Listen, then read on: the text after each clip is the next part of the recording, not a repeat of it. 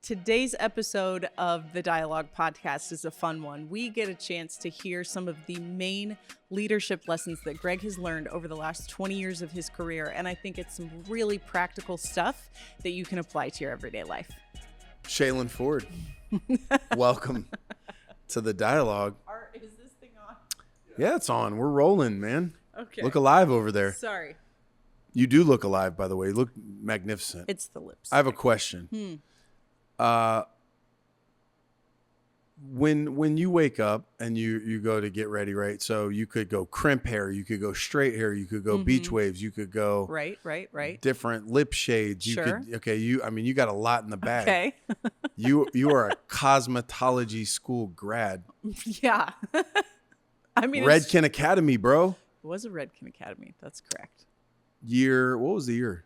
Do you remember? Class of Dang. 07? It would have been 07. We got married in 04. Okay. Then we moved to, I started pretty quickly after we moved to Toledo. And then I did like a full-time 40-hour-a-week class load. Yes. So not like credit hours, like actual 40 hours a week. Yes. So 5 days a week so that I could finish quickly. And Reminds me of a story, by the way. Tell me a story. You were short on hours, so you had to do a certain number of hours every month of mani-pedis, haircuts, colors, all that kind of stuff. So I'm at work, and you hit me up. Hey, man, I'm short like 2 hours, and today's the deadline. Can you get over here? I need to give you a mani-pedi.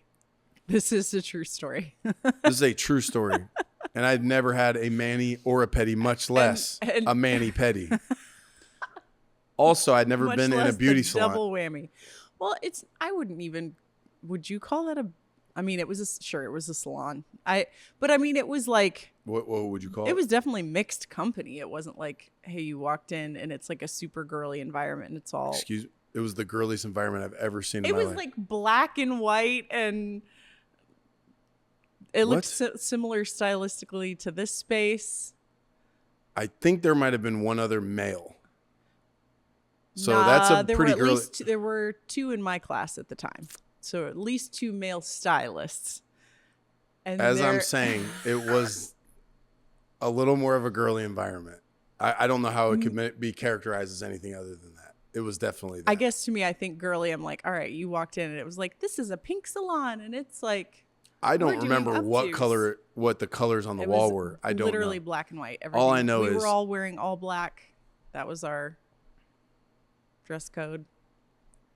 Okay. Anyways, continue. So I get there. It's in the eye of the beholder. It smelled like perms and that chemicals. It probably did. And so I walk in and I stuck out like a sore thumb. You felt like you stuck out like a sore thumb. Okay. I definitely felt like I stuck out like a sore thumb, but I would say if it was like that Sesame Street, like what doesn't belong here, everyone was going to get the answer right on that. So you come out and I walk through, I feel like a circus animal being paraded through this thing. I go down, then I got to take off my shoes. And then I'd never met any of your classmates. So they all come around and they're like, hey, is this your husband? Okay. So now like I am unbelievable. I'm like sweating. You were unshoed in front of strangers. I'm unshoed. I'm sweating. And you were very deeply uncomfortable. I went totally silent. I was shocked. I've never seen you like uncomfortable in an environment before. I feel like I was on Mars. For me. Yeah. So anyway, I get, a mani-pedi. And I remember sitting there being extremely uncomfortable and thinking, I bet this is how some people feel going to church. Ooh, look at you having a educational moment. I promise you, I remember thinking, I bet like if you showed up at church and you've never been to church or it's not a familiar place, you feel like everyone's looking at you, you're parading through, you feel like you stick out like a sore thumb. And then you got to take your shoes off, basically, right? Like in some way, you're feeling vulnerable. Make yourself vulnerable. I'm in here. Maybe you're feeling emotional. Maybe you're starting to tear up or something or whatever. But you go in there, and it feels like everyone is familiar. Everyone knows each other. And then there's me, and I just want out of here. Yeah. So I remember actually having a bit of empathy there. But I'll say this. So that has nothing to do with what I was going to ask you. So you've got all these cosmetological concoctions, abilities. You wake up in the morning. Do you already have a plan? Do you come up with a plan? Your hair is straight today. You could have done a lot of things. Did you decide last night? Is it on the, do you start like, is there a path? Like, do you go, I'm going lip color first? Oh gosh, lip color first, you barbarian. What? Who? If someone out there puts their lipstick on first, can we go back? I need Scott, to hear from this. I need you to go back in time and pretend that didn't happen. So like I said, no one would ever start with lip color. Where do you crazy start? Person I shouldn't call you crazy. I'm sorry. But that's a no-no. That's strange. That's a bad a final idea. touch. Yep. That's like the last thing you do. What do you start with? That's like, when you put your shoes on before you even put on your underwear, like that, it's that out of order in my mind. Okay. You're like, I'm going to get dressed for the day. Shoes first. Take me through the thought process. You go, boom, you walk up to the mirror. Sure. What's going Sometimes if you've already got like a certain outfit planned or something, you're like, this is the specific look that's going to go with it. I do that a lot with clients. Like, for example, I knew at the event that I just worked, I knew what my clients were wearing every day for 10 days straight. I had it all in a file. Everybody had their own folder. I knew you're wearing this day, sometimes even 2 outfits a day. You're wearing this during the day, you're wearing this in the evening. So we're doing this with your hair during the day and this with your hair in the evening, or makeup or whatever. But not always. I feel like most of the time in day-to-day life, and sometimes this is true with clients too, it's like, what is your hair doing this morning? Like if you wore it curly yesterday and you woke up and it's kind of still looking great, like maybe we play with that. Or maybe it's like, you know what? It's going to take 2 seconds to do an updo on you today because your hair's just falling just right for me to just scoop it and pin and like, you're good. So it starts with the hair. So you get up, we have a saying, like sometimes we'll ask each other, like, what is the hair saying to you today? Or like, what is that person's face saying to you today? And we say the hair talks to you because sometimes it will tell you exactly what it's in the mood to do. You might want to wear it straight. God bless, ma'am. Not happening today. You know, it's too humid for you to pull that off or whatever. Like it's not gonna look good. So you go with what the hair is telling you it wants to do. Sometimes you make it bend to your will, but mostly we just say. But you got to count the cost. You might have to go shower up. You might have to go start from scratch. Blow it out. We're talking whole nine. We're talking time consuming, commitment. Yes. Okay. There are certain looks, like for example, a friend of mine that is also a hairdresser has this client who has the most beautiful, like her hair was just incredible, right? Literally to her waist, tight ringlets and just a mountain of it. She had been growing it out for years. It was just unbelievable hair. And it took a full 8 hours to style it the way that it needed to be styled for it to like hold in those beautiful, perfect ringlets. So he had to go through this like very intricate wash process. Then they had to dry her hair for several hours with a diffuser and like in a bonnet diffuser. And then he had to like take each individual strand that is this long and hand coil it. So how do you steward that lasts you like a good 10 days. You're sleeping 10 days. I mean, depending on your hair type, you can last a long time without washing your hair. Like me, I can't get away with it as long because this is how my hair just is. When I wake up, my hair is bone straight and not, it's going to start looking greasy pretty quick. I can get away with a few days and some dry shampoo, but depending on your hair type, if you have a coarser, drier hair type, you can get away with it for a long time. So here's just some free tips for people today. Wow.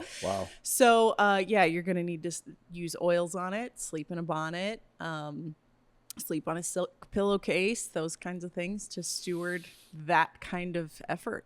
Well, now that we have whittled our audience down to just females, what would you like to talk about that? And we can cut absolutely all of that or a part of that, should we see fit. I don't think so. I think that was you want to just highly educational. Hold steady there. We might want to warn people in the intro to that skip if they don't want to know whatever. about that, they might want to go to minute 10 or something. If they're the type of person who puts their lipstick on first, skip to this moment. Yeah. I actually think doubling back to excuse me, my hair is annoying now that I flipped it around. It's stuck in my collar. Is it looking funky or is it It works. No, it It's looks fine. great. Okay. By the way, you are the type of guy that would tell if somebody's hair looks bad, and I appreciate that. You've done that for me on multiple occasions. You're like, you got a Yep, there you go. funky thing No, that's happening good. here.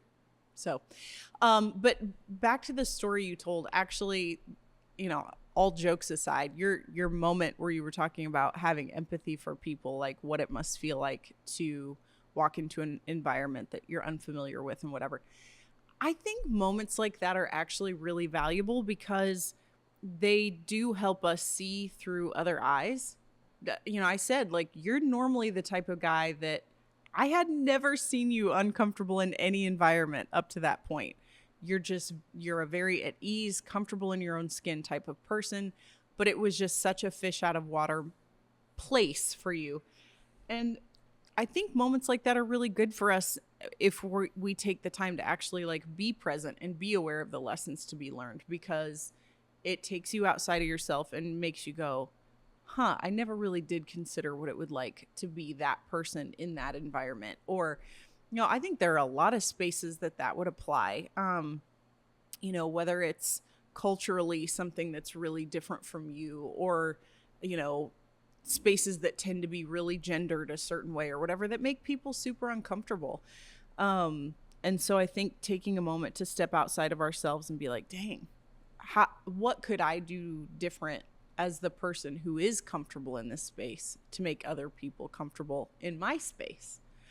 I'm curious if any of that has translated for you when it comes to the way that you think about church and like making people feel welcome or accepted or seen or less nervous about being vulnerable. Yeah, well, I think so if you take several dynamics going on at the same time there, right? So one is I'm in an environment I've never been in.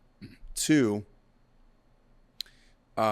it's not only an unfamiliar environment, it's an environment that doesn't tee up to me. Like I don't feel like I belong there. Mm-hmm. Therefore you assume others feel the same way. Mm-hmm. And if you are either somebody that people don't know or recognize, or you do look out of place, people are going to look at you. It doesn't mean that they wish you weren't there or whatever. It's just, they're just our eyes are drawn to what's different. Yeah. This is a little different.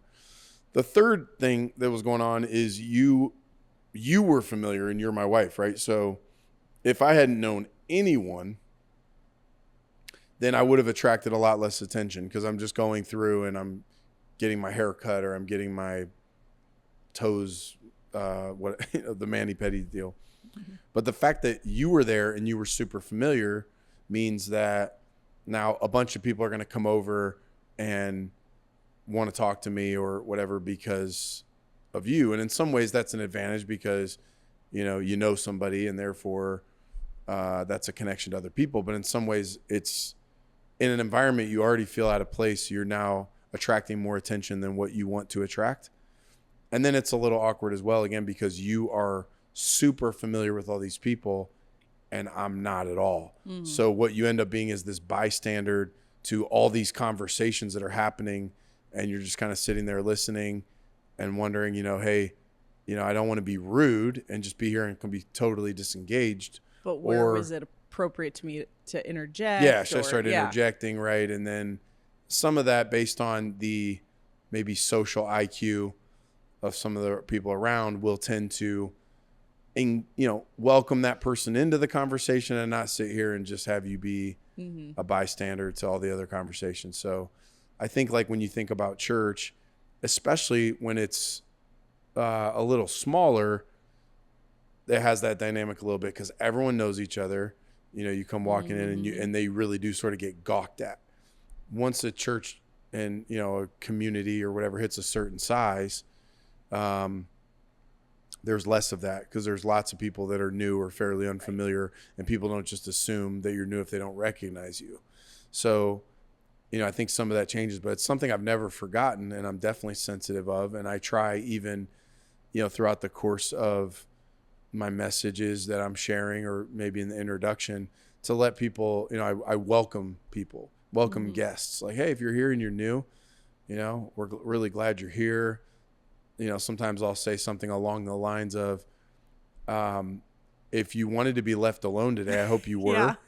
And if you wanted to make a friend, I hope that happened too. As an introvert, I love that. Yeah. And either way, if we misread your signs, please give us some grace. And then, of course, what we do then is create a landing spot, our welcome tent. We give people an opportunity if they want to. Okay, here's a step you can take without us coming up. And, some churches will do I remember I was at an event where they were talking about identifying guests. And so every new person, they give them like a red bag, like a shopping bag type thing with some gift in it. And so then that becomes an identifier for everyone that this is a new person. So here you are, and you may or may not know that this red bag is like a bullseye. you're screaming to everyone, "Hi, I'm new, right?" Here. And so then, the welcome team or whatever is going to go out of their way to come over and go, "Oh my gosh, are you, welcome, blah, blah, blah." And again, to somebody who would prefer to fly under the radar a little bit, that might be overwhelming. By the fifth time that happens, you're like, "Oh gosh, stop talking." And then maybe you catch on and you're like, "These jokers gave me a red bag, and I think I'm being targeted here." But to go, no, if you want to, here's a place you can go. If not, we totally understand. And so, I think of that a lot. And I'm a extrovert / ambivert. I like to be under the radar a little bit until I trust. What I don't want to do is get caught up in somebody's funnel or, pipeline or whatever. I want to, before I decide if I'm going to get relationally connected, I want to see, do I trust, I want to start downloading some of the information first. And so anyway, I that's something that I think I was aware of even before the traumatic incident at your salon. That very masculine salon that you were working at. Mm-hmm. But I think even more so, it was one of those that really hit me in that moment. And it does matter a lot for me. I want people to feel safe when they come in. Yeah. So I'm just curious, how moments like that actually influence how you think about being a pastor as a whole, or how you think about kind of the systems and processes of our church. You've, I think, been very intentional over the years of making sure that people feel how welcome they actually are. Because it's not just about, we want you to feel welcome. You actually are. And so we want you to feel it, not just we're trying to create a sense. Does that make sense? For sure. I think so. When you think of the church as a body, and you think that really one of the exciting things we get to do is to help the people that are part of this body in this community find their place, to serve and to be a part of the church. Some people, man, it's beyond social skills. It's they are hospitable people. Yeah. They're glad to see people. Mm-hmm. It's it's in their eyes, it's in their heart. They're not faking it. They just have a knack for how somebody else is feeling, reading their signals, being appropriate in their interactions. And so you try to go, who has that gift within the church? And you do want to put them at things like the doors or the lobby or the entry points, because, if we're the body of Christ, all right, that's the face of Jesus, essentially. That is the first impression. And so, people that have a knack for that, it's beyond just training. I mean, we can train people, hey, when people are 10 feet away, say hi to them or start moving toward them. But some people just are gifted that way. They just have that attractive, connective, hospitable gift. It is a gift of hospitality. And they get a lot of intrinsic joy out of making people feel welcome and comfortable and safe in their homes or on their jobs, right? I've showed up to office buildings or businesses, and you walk in and this person greets you and welcomes you. And next thing you know, you're like, man, I want to work here, man. This is awesome. You just really feel at home. And it's that person has that gift. So within the church, right, eventually we're going to be looking in the Bible here, and we're going to be worshiping God. We're going to do some things you might not understand, So if we can help identify the people that have those gifts, number one, they're going to love that feeling, that the good that they're doing, and the fact that they can help people feel welcomed into the environment. But then also people feel that way. And so they're able to not feel so overwhelmed by, maybe they see somebody raising their hands in the church, or they hear, maybe I use a word in the message that I don't fully explain, they don't understand, or there's something there maybe they don't agree with. Instead of feeling like an outsider and defensive, they've already felt welcomed in that way. So I think a lot of it gets down to being able to identify the people in the church that have that gift and putting them in a position where they can use it. And then again, of course, the benefit, the payoff of that is that, people feel connected, sooner. And then I think everything else we do is able to impact them in a better way. I'm curious, just like listening to you talk about kind of your thoughts around those things and your processes for how you do things. Like, what do you think are some of the biggest lessons, all the way from your very first role as a youth pastor, Worcester, Ohio, primarily, I shouldn't say primarily, but heavily Amish community, very, very different experience, up through Toledo and everything that we walked through there. I mean, we just had some wild experiences. At that point we had a kid in our youth group that, we lost to gun violence. I mean, just all kinds of things, to where you are today. And, One Church started with you, me, and Ella, and where it is now. What are some of the biggest lessons that you've learned, or like paradigm shifts you've had, things that have been impactful for you as a leader along? I mean, I know that's a big chunk of time, right, to consider a 20-year journey, but like, what were maybe some shifts that happened at different times? Yeah. So that's a good question. I think there's, like, when you think about change that happens in a person over time, right? We are dynamic people. And I think sometimes there is two kinds of changes. So one would be something I used to like doing. Maybe I'm good at, and I used to really like doing it, and I don't anymore.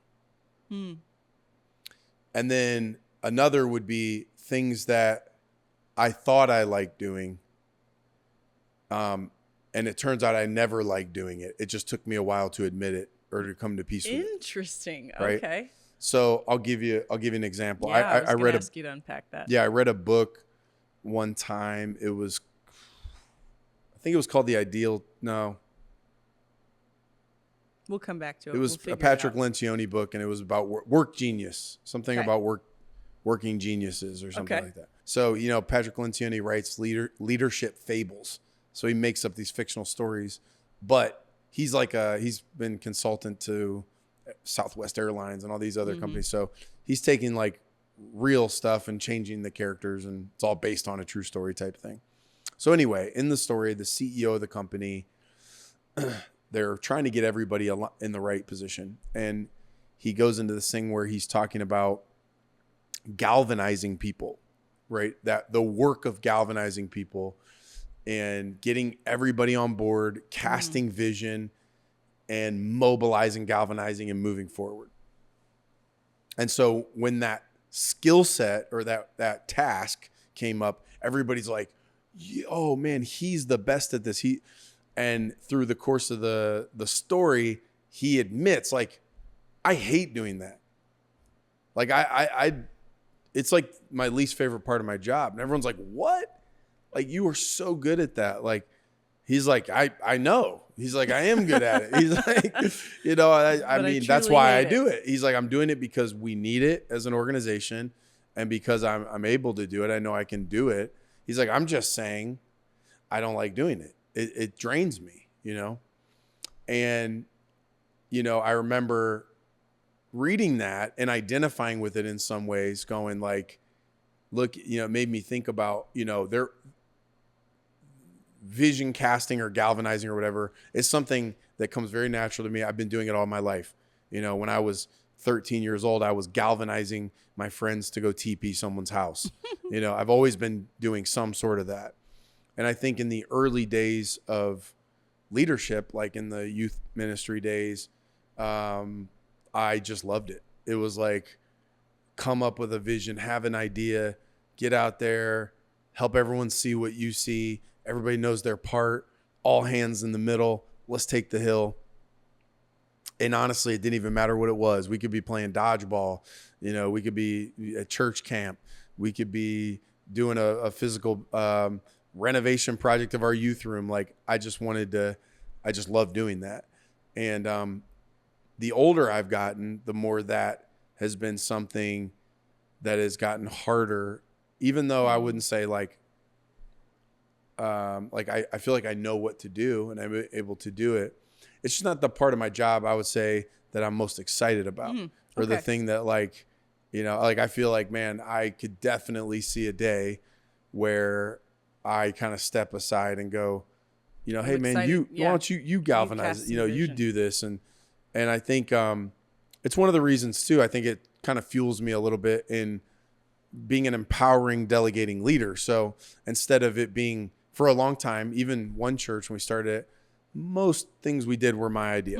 So I'm an idea guy. I'll come up with ideas all the time. Yeah. Every day. For anyone that doesn't know, the running joke with Greg is just, I have an idea. I'm going to put that on your tombstone. Okay. That's fair. That's fair. Hopefully it wasn't my famous last words. I have an idea. That's how it ended. All that to say, in the early days, it was all my ideas, and then I galvanized everything. Over time, man, 90% of what we do around here is not my idea. It's other people's idea. Collaborated and came up with things. That's right. And a lot of times I don't even know about it till it's already done. And you're like, well, that was doing fantastic. it. I'm like, that's a good idea or whatever. But all that to say, I think what I've tried to do, instead of, shirking my responsibility or not galvanizing, I've tried to be very selective with what I galvanize, because I know if I spend every day doing that, I'm going to be cooked, and it's going to burn me out too soon. So I'm going to pick and choose my spots to do it. And then I'm going to, develop that, continue to develop that delegation, empowering leader skill in the people around me, and even, codify galvanizing. Okay, Greg, how have you done it? You've done it instinctively since you were a kid. How do you do it? And how do you train others to do it? And then it ends up, being a good thing, because it shouldn't be if one person in the organization is doing all the galvanizing, what happens when that person retires or moves on or whatever happens? So I would say there are things like that at one time I love to do. And then other things, I think sometimes, there's things that you thought you were supposed to love doing or something. And then over time you give yourself permission to go, no, that's not my forte, or whatever that is. So anyway, I would say those type of things. And then I think also you start to, as you dabble in different things and you experiment and gain some experiences, you start to find the things that you love doing the most, that are your greatest contribution. And then at some point, I think if you don't end up spending most of your time and energy there, then I think you end up, missing an opportunity to be as effective as you could be, and miss some quality of life that comes with doing those things. That's what I was going to say, is I feel like that's the lesson I've observed you really learn over time, is how to really lock in on the things, not just that you're good at, because quite frankly, you're good at a lot of things, but there are plenty that don't light your fire just because you're really good at it, and so I've watched you learn more and more how to kind of let those things be handled by other people, how to delegate different things, and how to really, really lock in on the things that you are not just good at, but exceptional at, such as your, public speaking ability, your ability to break down complex things and make them simple, concepts and scriptures, and communicate them in a way that people can really absorb. That's something you're truly exceptional at. And so, the way that you are able to bring teams together, the way that you're able to like just see where the puck is going, right? And get ahead of things. So I've watched you really dial in on the things that you are very, very good at, exceptional at, I should say, and let some of the things that you're like, I'm good at that, but it's not lighting my fire, or it's not necessary for me to do, because maybe there is somebody else here that is actually exceptional at it. I'm very good at it. This other person is at least very good at it, if not exceptional at it. And so I'm going to put it on their plate. I think, by the way, that's just another lesson as well, as like that process of, as the organization grows, the more things you actually can hand off. I think you've done a really good job of that as well. It's hard when something is your baby, and at the beginning you started everything and everything was your job, and then as things grow, there are some things you're like, oh, happy to give that to someone else. Like, I don't want to be in charge of accounting. But then there are other things that are probably hard, right? Are there some things that you felt like were kind of hard to let go of over time? Yeah, for sure. I mean, I think, trying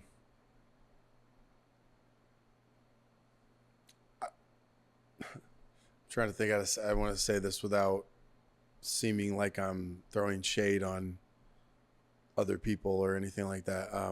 I think what I've tried to do over the years, because I think details absolutely matter. And so the bigger, the organization or the building or whatever that you have, you can't be everywhere. So you can either go, well, I can't be everywhere, so I'm going to kind of stick my head in the sand and I'm just going to focus on my job. But then I think a lot of times those leaders aren't doing the best job they can do, because there's something happening on the other side of the building that you are responsible for, right? If you're the CEO of the company, or you're the owner, or you're the lead pastor, or whatever you're doing, like, of course you can't be everywhere all at once, but you are responsible for everything. So, to get the feedback loops, to find out how am I staying informed, versus just being out of touch and not knowing what's going on. So what I've tried to do over the years, with varying degrees of success, I try to define what I want to know. I want to try to define a standard. I want to try to define what an expectation is and what we ought to be doing, and to know every nook and cranny of the organization of how we're doing, how the systems work, how every gear moves, and set those expectations, and then get feedback loops. So over the years I've gone, cool, yep, we're clear, and you trust it. And the more gears you have moving and the bigger your job gets, a lot of times you forget about something. So you assume trust. And I tend to be, at least I did in the early years, tend to be pretty trusting pretty quickly. I trust people's integrity. I trust people's work ethic. I've never had anybody have to hit me with a cattle prod. I work hard. I'm passionate about, and I'm present in what I'm doing, locked in. So I kind of assume that of people, and that they're highly responsible, that they're not the type of person who's just going to go, good, it's good enough, go home. Like, you're going to be a little paranoid. You're going to double and triple check and make sure that if it's on my watch, it's getting done well. That's how I am. And I, assume that of other people.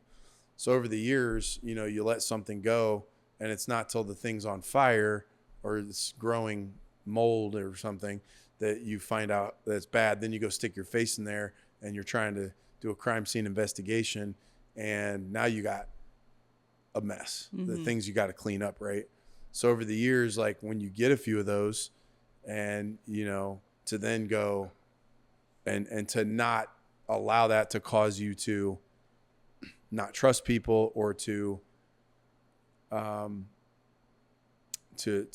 micromanage, so to speak. So I think over the years, like that, trusting people with the standards, the details, that they're going to be as responsible, to make sure that we're really on the same page. When we say the same word, we mean the same thing. And even without being this distrusting guy, kind of making everybody prove themselves before I just give you something, right? So again, when we were kind of growing quickly, you know, sometimes you bring in somebody you don't really know, or you don't know in this context. You have a couple conversations, you onboard, and you take them through the interview, and you think we're aligned. Well, we might not be. It might take a year to go, do we mean the same thing about high standards? Do we mean the same thing about alignment? Do we mean the same thing? And all of the values that and cultural behaviors and all these things. So I've had hard time at times trusting people. When you do trust, and then you come to find out that your expectations weren't being met. Mm-hmm. And then you have a mess on your hands, and then it's like 10 times harder to get back to square one. Yeah. Then you get somebody else in there, you know, you can create a little paranoia. So, you know, I've had a few rounds of that over the years, right? And I've tried to handle it with as much grace as I can, while at the same time, you know, being responsible and doing, you know, executing what I'm supposed to do. I'm curious, what are some tells to you that somebody in your organization is ready for a different type of leadership? Like, what are some things that you've kind of just noticed, as patterns that are like a tip off that it's like, man, this person I think is ready to take a step into a different kind of role? So I think there are like some fundamentals, right? So people who have a sense of humility and they don't take opportunity for granted. I think that to me is a tip. Like sometimes when somebody is entitled, or maybe they don't present arrogant, but one of the things is like when somebody takes an opportunity that you give them and take it for granted. And by the way, I don't even mean you should take every opportunity. In fact, I think one of the ways you don't take opportunity for granted and you show honor to the opportunity is sometimes to decline the opportunity, because you go, if I'm going to do this, I'm going to do it all the way right.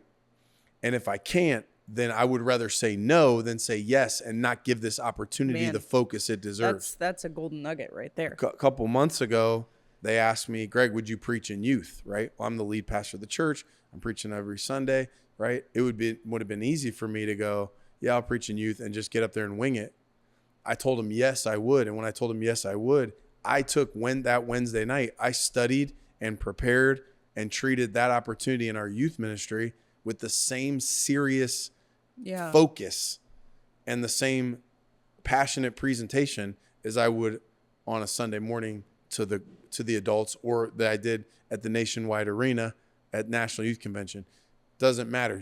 If I say yes to the opportunity, you're going to get my best, right? So when I look at people in our organization, whatever we're giving them, whether it seems like it's beneath their pay grade, or hey, been there, done that, or whatever, if they take opportunity and they take it seriously, and I see them always follow through, it's just in them to give their best, that's a good sign.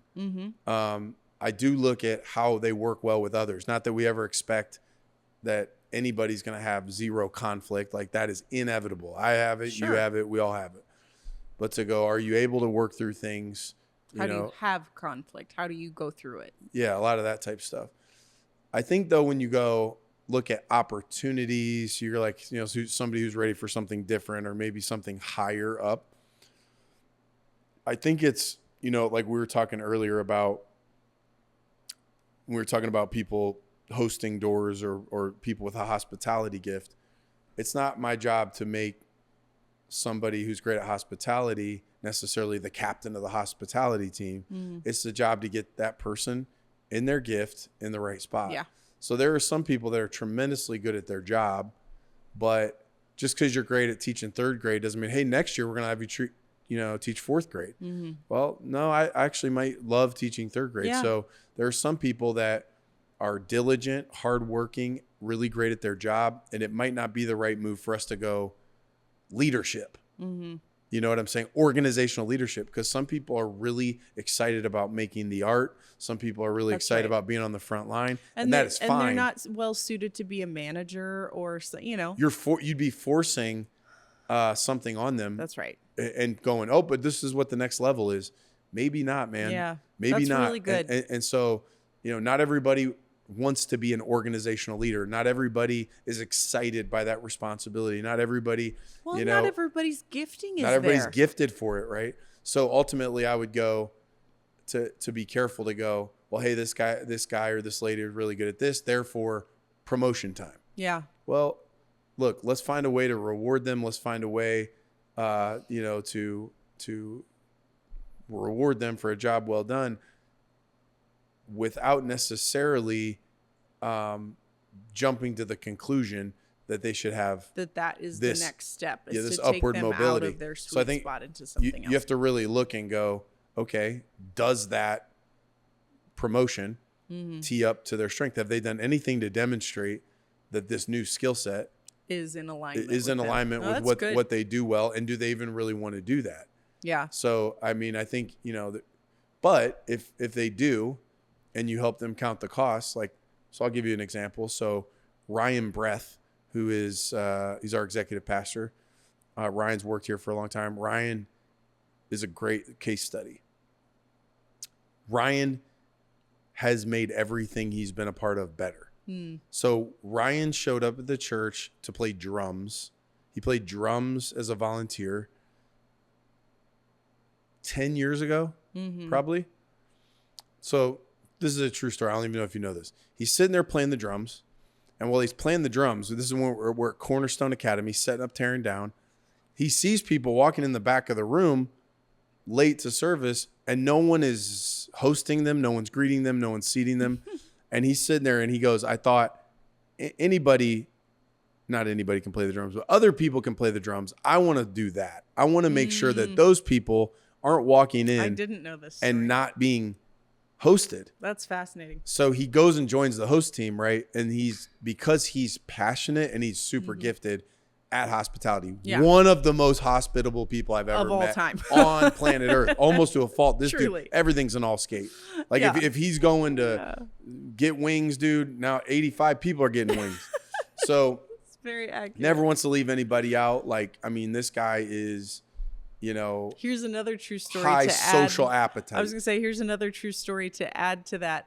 Just a few minutes before we started filming again, someone called him from their vacation, FaceTimed him. He was here in the room. They FaceTimed him. They were vacationing at a spot that he had recommended. He knew, he was giving him advice on everywhere to go. He was talking about friends that he had made there on his last vacation. This guy knows everyone everywhere, makes everyone feel loved, and is the most socially connected person. It's high social appetite. Yes. So high social IQ. High social IQ. So he goes, joins that team. I'm not just saying this. When he joined that team, the hosting, hospitality, welcome experience at our church was not good when he first got there. It was not good. Yeah. I remember I would preach, step off, and run to the door, and half the time there wasn't anybody at the doors. I had to run. I had to try to be everywhere. For some reason, we couldn't get it. We couldn't get the right culture on that day. We couldn't get enough people out. We were always shorthanded. It was not good. Ryan goes in, starts serving, takes over. All of a sudden, it becomes a strength of our church. Yeah. I would hear people go, man, I showed up. I don't know what you guys put in the coffee with those people. I don't know how you. And it was really Ryan's doing. We were known for. Yeah. Now if he was here, he'd go, oh, let me tell you what this person, that person did. Yes, there were other people. But he created that culture. Ryan was the catalyst. That's right. He was the catalyst. Okay. So he did it voluntarily for a long time as we grew. Eventually we're like, hey, we need somebody full time here. This is a no brainer. We bring Ryan on full time. Ryan loved that job so much. He would have done it for the rest of his life. He absolutely loved it. Well, what happens? The organization grows. We start adding dimensions to the org chart. Hey, Ryan, how about you don't just do that? What if you oversee this group of teams? You get the idea. He works his way up. Every time, though, we talked to him about a promotion, he wasn't sure if he wanted to take it. Yeah. And the reason he wasn't sure if he wanted to take it was because he wasn't sure if he was going to like the new work, because he knew he really liked the current work. So most people, you go, hey, you want a promotion? Here it comes with a raise. They go, absolutely. Where do I sign? Yeah. And then ask questions later. Yes. Ryan's like, well, what will I be doing? Yeah. And then he's going to ask 1,000 questions And if the answer isn't, I'm going to like that as much as I like this, then he's out. Yeah. But we talked him into it every time, and he would do it. Well, I remember he's up there. We actually did like a nationwide search for the job. We really, I wanted him, you know, for the role he's in now. Globe. We did. We casted a wide net. And everybody I interviewed, everybody I talked to for not a year, probably close to it though, something like that, 9-10 months. I'm like, this person isn't Ryan's caliber. You know, this guy's sitting here. Like, if I'm betting on him. Mm-hmm. So I go to him and I said, hey, here's what this role would entail. But a big part of this is you're going to be chief of staff, which means you're going to be not just hiring. You're going to have to do some firing. Mm-hmm. You're going to have to deliver some bad news. Yeah. And I want you to really think about this, because are you going to be willing? Is it going to suck the soul out of your body? Is it going to cause you a negative quality of life that, because you love harmony relationally so much, that this is going to cause disharmony? Yeah. That's a great question. And I'm like, that's my only question mark. You're creative, you're compassionate, you love people, you're highly organized, your work ethic is unmatched. Does this work you're going to be doing, is this going to kill you? And he's like, you know what, let me think about it. Let me pray about it. And we had a long conversation about it. Long story short, he took the job and he's doing a great job. Yeah. But the point with that is, here's a guy, high work ethic, high integrity, never takes opportunity for granted, you know, has a lot of the intangibles. He's got a motor, a rare blend of a lot of different talents. And everything he's touched has gotten better. Yeah. The question is, in this new role, is one of the mission critical parts of that role going to be something that he'll be good at, and something not only good at, something that he's going to like doing over the long haul? Or is it going to be like, you know what, I hate this job. Yeah. I'm tired of doing that. I don't want to do this anymore. Yeah. So, you know, to me, that's what I've tried to, you know, everything's a risk. And that's what we said. Let's give it a shot. Sometimes things that you frame one way, like you say, you know, firing people or letting someone go or repositioning them, you think automatically of fracturing a relationship, disappointing someone, hurting someone, doing irreparable damage to a person or a relationship. Mm-hmm. But if you reframe it as, no, ultimately I'm trying to get everybody in their right spot. Yeah. I'm not necessarily trying to get everybody to keep every that's job. I really here. am. Yeah. And that means that these tough conversations ultimately are for other people's good. Yep. And so if I can set up systems, processes, you know, having the right communication at the right time with people to do that, okay, this isn't me, I'm going to end up just with a bunch of dead bodies in my wake. This is me actually serving people and helping position them, and ultimately serving our organization. Once he kind of got there with it mentally, then it didn't feel like he was going to have to hurt people for a living. Yeah. Yeah. When you think you have to hurt people for a living and you really love people, suck the soul out of you. then it's, you know, I can't do this. Yeah. But I think once he could understand that way to do it, and then he goes, oh yeah, I can do that work. Yeah. I think those are such good, just great lessons as a leader yourself, as far as the right questions to ask yourself, the right questions to ask someone that you're hiring. And then I love that you put it in the position of somebody that's considering taking a job, and the idea that not every opportunity is for you. You know, I'm curious, are there times along the way that you had moments like that where maybe an opportunity was presented to you and you went, gosh, this on paper is so good, but it's not for me, and this is why, and what helped you make that decision, and what was the outcome of that kind of a decision? Yeah. So the answer is yes. Like, you know, I've had job offers or opportunities to do things, even, you know, outside of this. And one in particular, it was a job. It was like a national director type of a job that was going to be essentially within a large organization. And in order to be good at that job and to be successful at that job, we're going to have a lot of diplomatic skill, and it was a heavy bureaucracy. That sounds bad. I don't mean it to sound bad. I mean, some people love that. I was going to say, that is the nature of some of those jobs. Some people like having the dexterity to manage red tape, right? And work around some of those. And the upsides are, it's a huge organization in that you're going to do some big good in the world. Great impact. Yep. You can, touch the globe, right? For me, I went, look, there's nothing in me that wants to go work in a heavily bureaucratic environment. I think I have some diplomatic skills, but do I want to be waking up every day thinking about bureaucracy, having to play those games? I like, even One Church is a much smaller organization than that organization. It's a huge ship to turn. And by the way, I feel called here. I'm very happy here. This is where I want to be. But, just when you're going, okay, this is being offered to me, you look and go, is that what I want to do every day? Right. I like being able to have freedom to make decisions. Yeah. If I see something that needs done in this organization, it's not that I'm omnipotent. No. I'm not all powerful, and I don't act unilaterally. No, you don't.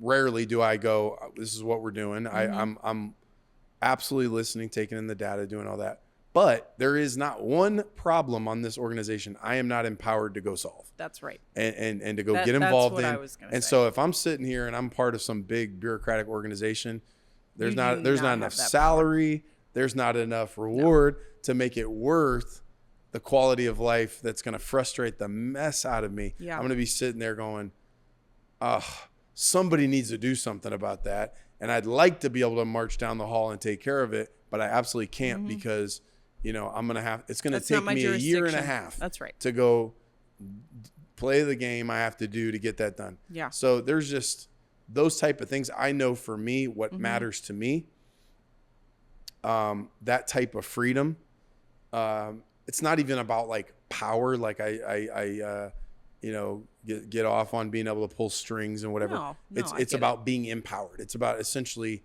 like, I would rather be totally frustrated by all of these problems that I am also empowered to solve. I'd rather go home and be upset about it, spitting mad, and sitting there and going, but you know what? My hands Look are in tied. the mirror, dude. Yeah. I can do something about it. If I didn't, and I was spitting mad about it, problems that I had no ability or no permission to go in and deal with, that's going to be a recipe for disaster for me. Yeah. I think that's such a huge lesson in self-awareness, and it's kind of the thread I feel like that goes through this entire conversation is the value of self-awareness, of really getting to know who you are and being honest about what are some things I'm good at but maybe don't love, or what are some things that I absolutely love to do and this is really my sweet spot. What are some things that are on paper seem like a great next step for me but maybe aren't? And or what are some areas that maybe I challenge myself to step outside of my comfort zone? It's actually really good for me. That I just can't say enough about the way that I've watched you take that journey to really, I feel like you've always been a very self-aware person, but you've been really intentional about continuing to become more self-aware, and really pick apart your viewpoints on things, step outside of yourself and look at yourself. And I would encourage other people to take that journey as well, because the gifts that you get from that are just a level of fullness in your life and really feeling like you can hit your sweet spot in who you are.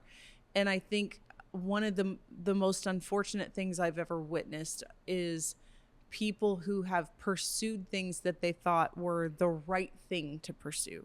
This is what I should want. This is what I should go after. This is the next rung on the ladder, or this is the next box that you tick as an adult when you go in, instead of people being really authentic to themselves. And you see them get 20, 30, 40, 50, 60, down the line, years down the line, and look up and have such a measure of regret for not having been true to themselves. And I think the biggest piece to being able to be true to yourself like that is the first step is actually being even fully aware of who you are. Yeah. So I have a quick thought on that. So, okay. So when I think about entrepreneurs, right? Entrepreneurial ventures, you have somebody that goes, I'm going to step out of the security of a consistent paycheck or a job that, again, I know the 1st and the 15th I'm getting paid. I'm going to trade that security for the freedom to carve my own to path. do what I want to do, to chart my own path, to call the shots. I'm my own lid. Okay. And I think some people, again, is that what everyone should do? No, not necessarily. I think there are some people that go, look, I would rather have the security and the consistency and order my life in that way for my peace of mind. It just fits who I am. Others that really, frankly, I think would want to operate in that level of freedom, and some wait till the pain of staying the same is greater than the pain of change. So they go, the pain of what I think is security, the pain of this situation, it gets to where it's like, you know what, I'm willing to take the risk so that I could be able to chart my own course. And then I think some people just kind of know, like, nah, man, freedom's way more important to me than security. And once I get enough experience that I know this isn't like just a total stupid me just jumping out. Like once I have a pretty good idea I can succeed. I got a game plan. Yeah. And so I'm willing to, pay the price and do what I have to do. But again, I think when you're looking at different opportunities, you got to kind of know yourself and know what's important. And then, again, everybody's a little bit different. I would look at my life. I'm glad we made the moves we did when we did, because I do feel as I get older, more of a desire for peace. You and I've talked about this before, but more of a desire, for peace than war. I'm willing to fight if we have to, but I'm not looking to pick a fight every day like I did in other seasons of life. I was looking for a good mix it up. And so, but again, I think that, that is, a young man's game in some ways, young woman's game, right? But you get to a place where you go, I paid that price. We built that foundation, and now I can kind of shift to what I do, and empower people who do have that kind of energy with some of the wisdom that you've accumulated over the years. And that's what I think we're starting to see in our organization, our church, is the fruit of that. And now God's bringing people from all over the place in different seasons. And now it's and I can see, in the next 10, 15 years or whatever, 20, whatever God gives us, but, to go finding my spot, and then, letting those energetic people, letting people in those different gifts, get them where they're empowered and trained, and give them, let them glean from the wisdom, give them some guidance, we'll pull them back and let them go. Yeah. I would say, if you don't mind me sharing a quick little story from you and I, because I think this might be helpful to some people who are questioning, is there something wrong with me and like my wiring, right? So I remember when you and I were in the phase where we were considering planting One Church, and we were kind of talking through the process, and I can remember where we were taking a walk, and you said something along the lines of, I feel so restless, and I wonder, like, is that a character flaw in me? Like, is there something wrong with me that I can't just settle down?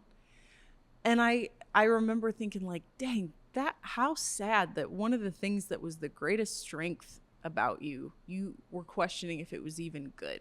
Because you looked around at some of the other people that you had a great deal of respect for, that were leaders that you looked up to, and these were people who were just steady Eddie, put roots down somewhere, and they're there, and and you didn't feel that. You felt ready for something else, and you felt like a horse in the stall, you know, ready. You were ready to hear the gun go off and take off. And I think there are probably other people who would really benefit from hearing you, like your story, walking through that, because I think there are probably a lot of people that stop and think sometimes, is there something wrong with me? Like, why do I not want what everybody else wants? Or why don't I? And I feel like I'm weird and different, and maybe it's even sinful. I don't know. Something's wrong with the way I'm wired. And, you know, I mean, obviously always good to examine our motives to make sure that it's not a character thing. But the fact that you are a driven person, there's nothing wrong with that. The fact that you feel unsettled and restless and it's time, like it's in you, it's time to do something new, that's not wrong. But it's also not wrong on the other side of things to be the person that goes, I'm not ready to charge ahead and do something else. Like, I feel really content in my space here. Good. Like maybe you were really meant for that. And so people, I think, just feeling the freedom to actually feel comfortable in their own skin and their own wiring. Yeah. I remember, well, I appreciate you bringing that up. I remember that season well. And I remember what I was wrestling with was, is it a dysfunctional restlessness that is going to cause me to have this short shelf life everywhere I go? Yes. So in other words, you're a good starter, but you don't finish anything. And then it ends up costing you the fruit of longevity. You know, I remember hearing someone say one time, like, people often overestimate what they can do in 3 years and underestimate what they can do in 30 years or something like that. Right. So because I had a pattern, you know, at that time I would have been in my late 20s. I'd had a pattern of starting things, getting bored with it after about 3 or 4 years. And I was like, man, if this is a character flaw, this is really something I need to get a hold of, because, man, this could show up bad in my marriage. Yeah. It could show up bad with, you know, in my family or, you know, other things. And I did have a great deal of respect for people who had stuck around places for a long time and been able to really make a difference. Yeah. So I think the reality now, looking back in hindsight, if you were amazing in that season to help me work through it and see new perspectives. But I think if I could go back in a time machine, throw my arm around that young guy, I think I would say, hey man, right now you're in a season where you're in confinements, right? I was in, well, cages might be a strong word, but you go to the zoo and the tiger's in a confinement and it's not where he's supposed to be forever. That's right. You know, That's unfortunately. Right. But my point is, you went in there, you're outgrowing your confinements, and that's why you're agitated. Yep. And at some point, you're going to need to get into a space where there are no confinements. That's right. Where you really can go to the ends of the earth, you know? And so I think, like, so far, right, with One Church and the church planting journey, there's not been confinements or lids. Ultimately, sky's the limit, right? The ends of the earth is the limit. And so I've been able to make those decisions. I've been able to, you know, do that type of thing. And so now there's been restlessness, there's been changes, reinventing this, that, and the other thing. And like you said, a lot of personal growth and spiritual growth and all of the above. But it was like taking a tiger out of the zoo and putting it in the Serengeti or whatever and letting it run. Are there tigers in the Serengeti? I don't even know. But what's in the lions? There you go. Okay, so taking the lion out of the zoo, put him in the Serengeti, let him run, and now in this environment, right? I can, you know, do what I need to do. Yeah. So I think, like, that to me, the difference, right, in those other seasons, my restlessness led me pretty quickly to the conclusion, or to consider the conclusion, I probably need to leave. Here, I've had restlessness, but I didn't feel like I needed to leave in order to solve the restlessness. Yeah. So like does that make sense? Yeah, it does. So I still felt the same things, but I felt like I always felt like I could work it out here. Yeah. So to speak.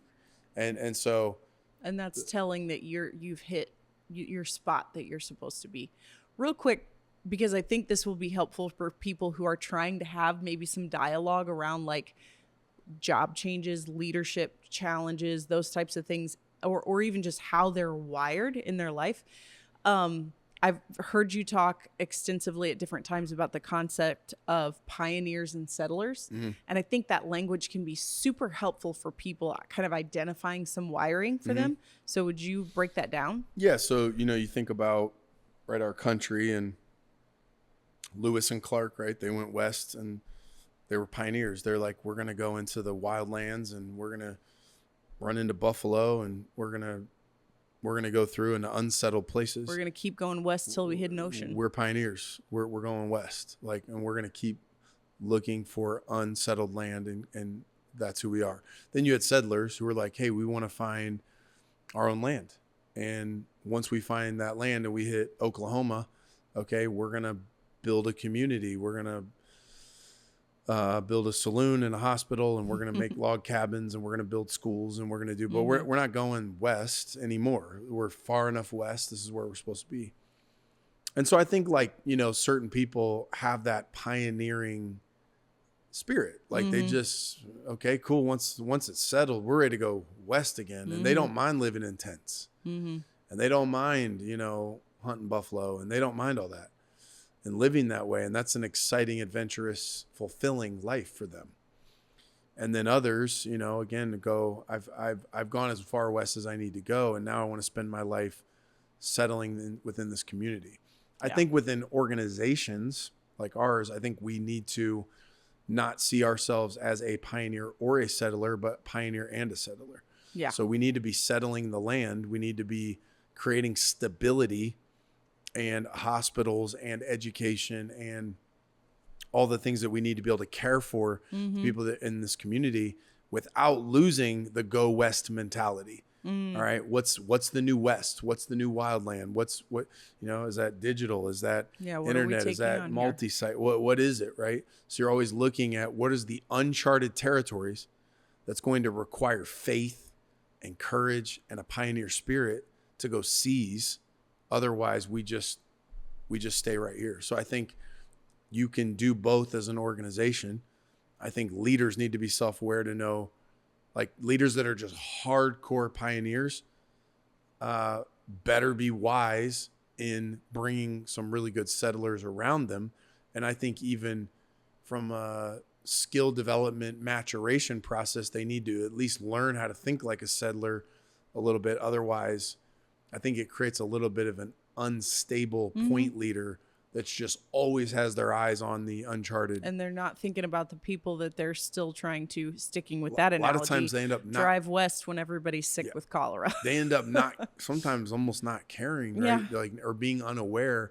So you got people, like you said, back here with typhoid and yellow fever, right? And hay fever. I got this right? I don't even know. I'm thinking back on Oregon Trail, the computer game.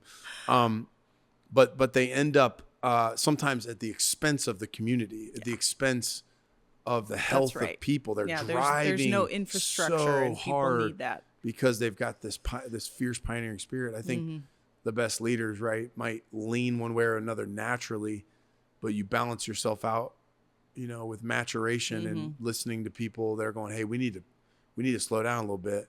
And vice versa. Yeah. I just think that is very helpful, clear language for people, whether you're discussing it within your teams at work or you're discussing it within your marriage or even your kids, honestly, if they're old enough to kind of wrap their heads around that, to have some of those discussions about wiring, because that's on a spectrum, right? Everybody, if we call it 1 to 10, right? Like this person's a 10 is a pioneer to the nth degree, and a 1 is a person that's like, I don't even, we got off the boat. That's as far as I want to go. Like I'm stopping over here in New England and I'm not going any further.